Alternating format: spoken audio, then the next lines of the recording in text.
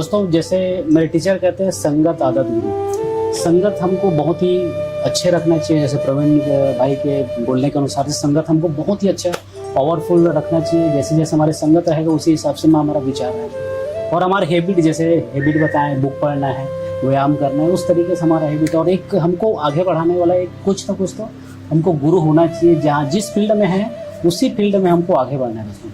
दोस्तों प्रवीण भाई से और भी जो क्वेश्चन है हमारे ऑडियंस से पूछना चाहते हैं, जो ऑडियंस जो पूछ सकते हैं उसको बिल्कुल चांस मिल सकता है और बिल्कुल आप पूछ सकते हैं ऑडियंस में। आप में से कितने लोग ऐसे हैं जो प्रवीण भाई से क्वेश्चन करना चाहते हैं, वो बिल्कुल कर सकते हैं। आप सभी को मेरा सादर प्रणाम। सर, मेरा क्वेश्चन ये है, जैसे मैंने सुना है कि जैसे समाज है अपना, चाहे साहू समाज हो, पटेल समाज हो, देवानंद समाज हो, समाज में आके हम पॉलिटिक्स में जाते हैं और पॉलिटिक्स में जाने के बाद समाज को मैक्सिमम देखते हैं कि समाज के काम को भूल जाते हैं और अपना पॉलिटिशियन में ज्यादा टाइम देते हैं और अपने ही लोगों को भूल जाते हैं। ये सिर्फ साहू समाज में नहीं, बहुत सारे समाज में ऐसा देखा जाता है। तो हम भी हैं, साहू हैं और अभी साहू हैं या फिर कोई भी समाज के हैं, तो ऐसा कैसे हो जा रहा है कि मतलब 50, 60, 70, 80% जो लोग हैं समाज में पहले आते हैं, समाज में काम करते हैं, उसके बाद पॉलिटिक्स में आके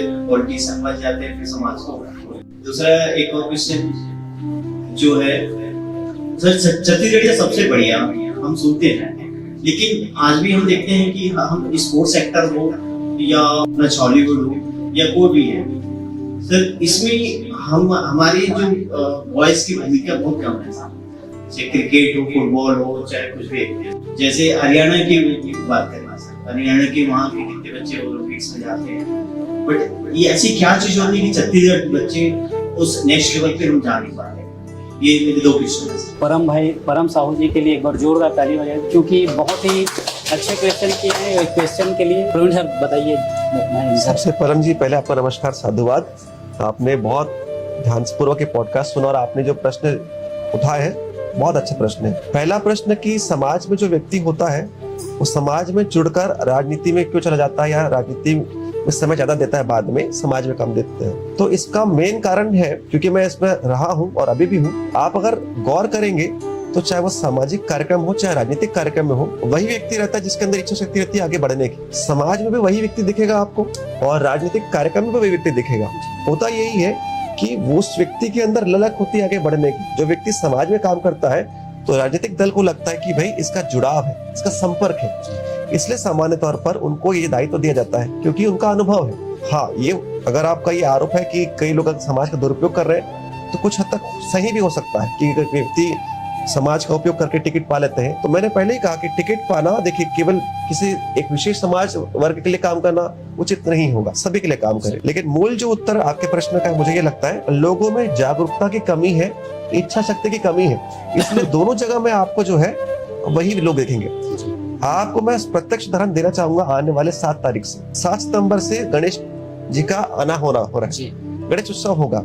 इसमें आप देखेंगे कि एक कॉलोनी में मान लीजिए जनसंख्या 10,000 है, काम करने वाले मुश्किल से 10 से 15 लोग होंगे। वही व्यक्ति पूरा संचालन करेंगे, वही व्यक्ति प्रत्येक कार्यक्रम करते हैं। तो यदि मान लीजिए उस व्यक्ति में से किसी को पार्षद बना दिया जाता है तो फिर तो यार गलत है ना कि वो व्यक्ति सामाजिक या एक संगठन का प्रमुख था, बाद में पार्षद बन गया। वास्तविकता में ये है कि लोग प्रत्यक्ष रूप से समक्ष आगे नहीं आते हैं, तो जो आते हैं उन्हीं को अवसर मिलता है। जैसे आपका मैं धन्यवाद करूंगा कि आज आप आए, आपके माध्यम से कार्यक्रम हो रहा है, आज आप आए इसलिए आपने प्रश्न उठाया। यदि कोई व्यक्ति है मान लीजिए यहाँ पर उपस्थित नहीं तो उसका प्रश्न वर्तमान में हम नहीं ले सकते, तो जागरूकता की कमी है। दूसरा प्रश्न आपने कहा कि छत्तीसगढ़ सबले बढ़िया, निश्चित रूप से ये है, लेकिन आपने अन्य प्रदेशों से तुलना की। तो देखिए, हर प्रदेश की भौगोलिक स्थिति अलग होती है, वहाँ की भौगोलिक स्थिति और यहाँ की भौगोलिक स्थिति अलग अलग है। इतिहास देखे, खासकर हरियाणा में शायद कुरुक्षेत्र आता है, मुझे थोड़ा भूगोल का ज्ञान कम है। तो जिस क्षेत्र में कहते हैं ना कि जहाँ का पानी वैसा आपका रंग होता है, तो वहां पर पहले से ही बहुत युद्ध हुए हैं। जो पौराणिक बात तो छोड़ दो, बहुत सारे युद्ध हुए जिसका प्रभाव आने वाली पीढ़ियों पर पड़ता ही। वैसे लेकर हम अगर वहां की तुलना कर हमारे प्रदेश से करें तो ये बहुत शांत प्रदेश है। लेकिन अगर खेलों की तुलना कर रहे हैं तो हमारा राज्य भी बहुत अच्छा काम कर रहा है। मैं प्रत्यक्ष और जीवंत उदाहरण देता हूँ। मेरा एक मित्र है, नाम के सामने से सरनेम हटा रहा हूँ ताकि किसी को ऐसा ना लगे।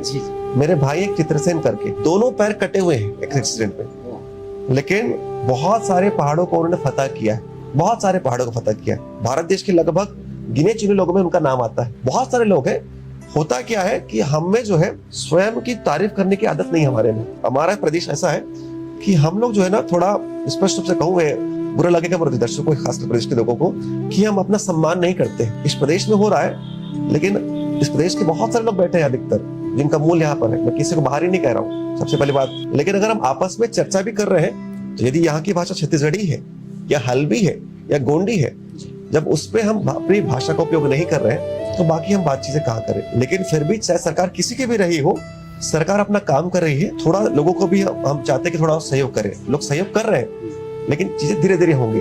वहां पर एक वातावरण है, स्पष्ट रूप से कहूं। और वातावरण कैसे उत्पन्न हुआ, अगर मैं बात करूं फोगाट परिवार की, तो एक व्यक्ति ने, महावीर फोगाट ने एक बीड़ा उठाया कि मेरे बेटा नहीं हुआ तो कोई बात नहीं, मेरी बेटियां जाएंगी खेलों में। उस व्यक्ति ने बीड़ा उठाया और लड़ाई लड़ी। उस व्यक्ति के बीड़ा उठाने से पूरे समाज में परिवर्तन आया और आज खेलों को महत्व दिया जा रहा है। तो हमारे प्रदेश में भी ऐसी स्थिति उत्पन्न हो रही है। और आजकल जिस प्रकार अगर बात करूं, सरकार किसी की भी हो, आज इस प्रकार अगर हम बात करें, आज पैरालंपिक्स है, मैं आप ही के प्रश्न को उत्तर दे रहा हूँ। किसी ने कौर जी का नाम सुना, जिन्होंने कल गोल्ड मेडल जीता है? नीरज चोपड़ा का नाम बहुत लोग जानते हैं, पूरा विश्व जानता है। लेकिन जो कौर जी हैं, जिन्होंने कल ही गोल्ड मेडल जीता है, ना अधिकतर लोगों ने स्टेटस में डाला है, ना उसके बारे में परिचित है। पहली भारतीय महिला है जिन्होंने 2 गोल्ड मेडल जीता है। आज दिव्यांग है तो उनके हम उपलब्धि को कम क्यों आंके? तो सबसे पहली बात तो ये है कि देखिए, हम पहले अपने आप को समझे। प्रदेश कोई भी हो, वहां एक वातावरण निर्मित हो चुका है, इसलिए वहां पर खिलाड़ी ज्यादा है। यहाँ पर भी होगा, देखिए स्टेडियम बन चुका है, लेकिन किसी कारणवश यहाँ पर लगातार मैचेस नहीं हो रहे हैं।